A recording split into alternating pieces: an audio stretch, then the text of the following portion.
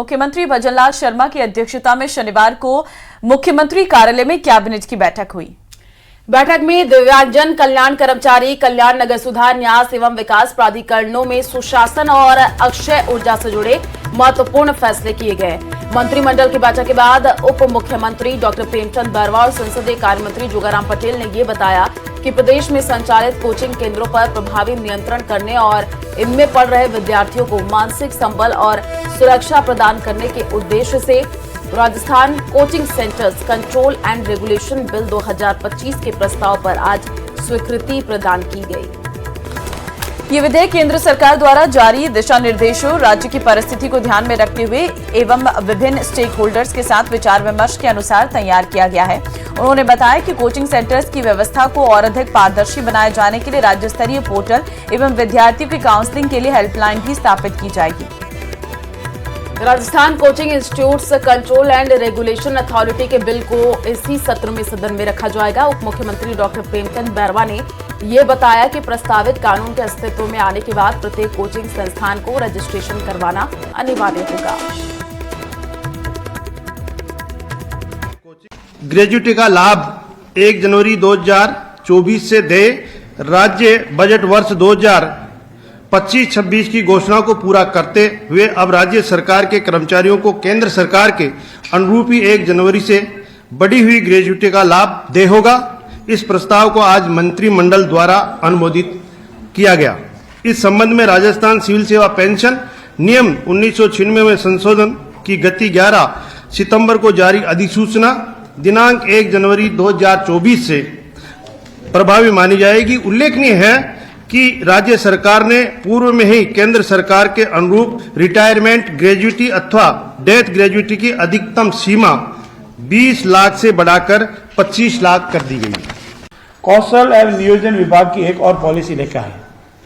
मित्रों, राजस्थान में प्रतिवर्ष 20 से 25 लाख हमारे बेरोजगार भाई जो रोजगार के योग्य होते हैं, जानकारी होती है, स्किल डेवलपमेंट होता है। इसीलिए कौशल नीति का लक्ष्य राज्य में समग्र कौशल इकोनॉमिस्ट बनाना है।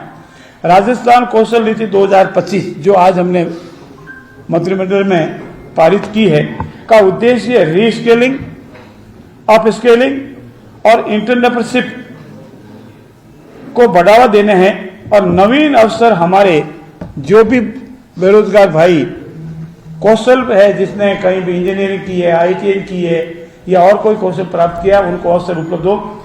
इसका जो मेन महत्व है वो इस परिप्रेक्ष्य में है कि युवा प्रभावी गुणात्मक कौशल विकास कार्यक्रमों के माध्यम से समाज में गति दे, विकास में भागीदार बने और साथ ही साथ कौशल प्रशिक्षण राजस्थान के युवाओं को चाहे वो आर्थिक विकास से संबंधित हो, रोजगार सृजन से संबंधित हो, युवा सशक्तिकरण से संबंधित हो, समावेशी व सतत विकास से संबंधित हो, उद्यमिता को बढ़ावा देना हो, पारस्परिक कौशल का संवर्धन करना हो, सामाजिक समानता में सुधार करना हो और प्रवास में कमी करनी हो। हमारे पढ़े लिखे नौजवान बाहर नहीं जावे, हमारे प्रदेश या देश में ही उनको रोजगार मिले, ऐसा इसका मुख्य महत्व है।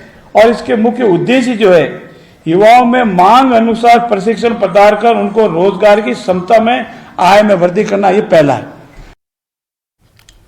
राजधानी जयपुर में कॉन्स्टिट्यूशन क्लब ऑफ राजस्थान का शुभारंभ हो गया। कांग्रेस विधायक दल ने वादे के मुताबिक कार्यक्रम का बहिष्कार किया, जिस पर समारोह में मौजूद दिग्गजों ने कांग्रेस पर जमकर निशाना साधा। ये रिपोर्ट देखिए।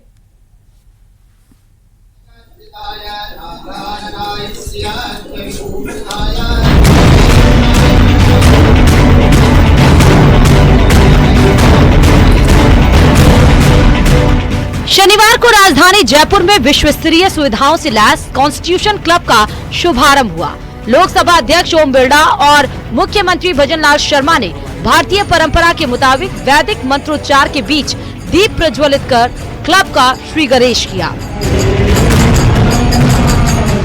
इस मौके पर विधानसभा अध्यक्ष वासुदेव देवनानी सहित 16वीं विधानसभा के सदस्य, संसद में प्रदेश के सांसद, पूर्व विधायक सहित क्लब के सदस्यगण मौजूद थे, लेकिन कांग्रेस ने पूरे समारोह से न सिर्फ सम्मान पूर्वक दूरी रखी बल्कि इसके बहिष्कार का भी ऐलान किया था, जिस पर समारोह में मौजूद दिग्गजों ने कांग्रेस को नसीहत दी। लगातार ये भवन बना, जब ये नई सरकार आई उस समय इसमें काफी कुछ ऊपर अधूरापन भी था, जिसको पूरा किया। हालांकि ये जो चीजें बनती हैं, निमित्त कोई भी बनता है, लेकिन इसमें राजस्थान की 8 करोड़ जनता का पैसा खर्च होता है। यहाँ हम राजनीतिक चर्चा तो अवश्य करें, लेकिन इसमें राजनीति न करें, ऐसा मेरा इसमें सबसे आग्रह है। लोकतंत्र में कोई स्थायी सरकार नहीं आती, जनपद के आधार पर परिवर्तन होते रहते हैं। तो कोई ये कहे कि मेरे द्वारा बनाया गया है, ये न्यायपूर्ण नहीं है। ये एक नियमित प्रक्रिया है जो चलती रहती है, बदलती रहती है। इसीलिए इस संविधान सदन के रूप में ये कॉन्स्टिट्यूशन क्लब बना है, इसका शुभारंभ हुआ है। अगर में कोई स्थायी सरकार नहीं जाते हैं, जनपद के आधार पर तो उसमें परिवर्तन होते रहते हैं करके ही जाते हैं। तो कोई ये कहे कि मेरे द्वारा बनाया गया है, मित्र पहले तो ये कहा कि कोई न्यायपूर्ण दिक्कत नहीं है और वो आ भी ये एक नियमित प्रक्रिया है जो चलती रहती है, बदलती रहती है। इसमें सहभागिता में कोई ऐसी बात नहीं थी। सदन के रूप में आप भी अगर गए हैं, कहीं नए मकान में जाते हैं, नया कहीं इसका शुभारंभ हुआ है, महसूस करते हैं, तो आप भी कहीं ना कहीं अच्छे कार्य को एक विधि विधान के द्वारा उसमें शुभारंभ करते हैं। कांग्रेस का कहना है कि क्लब का उद्घाटन पहले ही हो चुका है, उसका फिर से उद्घाटन क्यों किया जा रहा है, जिस पर बीजेपी पूछती है कि ढांचा खड़ा करने से क्या होता, अगर उद्घाटन हो चुका था तो शुरुआत क्यों नहीं की गई। कांग्रेस सरकार में जिस बिल्डिंग को बनाया गया, जिस संस्थान को बनाया गया, आज पुनः उसका शुभारंभ के नाम पे उद्घाटन करने का कार्य भारतीय जनता पार्टी कर रही है। ऐसे कार्य और ऐसे गलत जो ये परंपरा डल रही है, इसकी भागीदार कांग्रेस पार्टी नहीं होना चाहती, न ही ऐसे किसी कार्य की साक्षी कांग्रेस पार्टी रहेगी। आइए, उसमें शरीक होइए, आनंद लीजिए और हमेशा कॉन्स्टिट्यूशन क्लब में जो सुझाव है और बेहतर कैसे बन सकता है उसमें सुझाव दीजिए। ये कह सकते हो कि कांग्रेस पार्टी नहीं आ रही, विपक्ष में तो सभी विपक्ष का बड़ा दल है, विपक्ष का बड़ा दल है। अब आप उसको बड़ा कह सकते हो, हिंदुस्तान में सिमटते हुए धीरे धीरे कई 1-2 में नजर आते हैं। अब आप बड़ा दल कह सकते हो, पर बड़ा दल हम मानने के लिए आधार नहीं है। बाकी मैं तो बड़ा दल मानने एक समय था, वार्डपन से लगाकर पार्लियामेंट तक वही थे। खास है कॉन्स्टिट्यूशन क्लब। नई दिल्ली की तर्ज पर कॉन्स्टिट्यूशन क्लब का निर्माण किया गया है। विधानसभा के नजदीक 4,948 वर्ग मीटर भूखंड पर क्लब का निर्माण किया गया है। क्लब में restaurant, coffee house, swimming pool, auditorium, meeting hall, conference hall, VIP lounge, gym, salon, badminton, table tennis और लॉन टेनिस कोर्ट सहित अतिथियों के ठहरने के लिए कमरों का निर्माण किया गया है। क्लब के निर्माण पर लगभग 80 करोड़ रुपए की लागत आई है।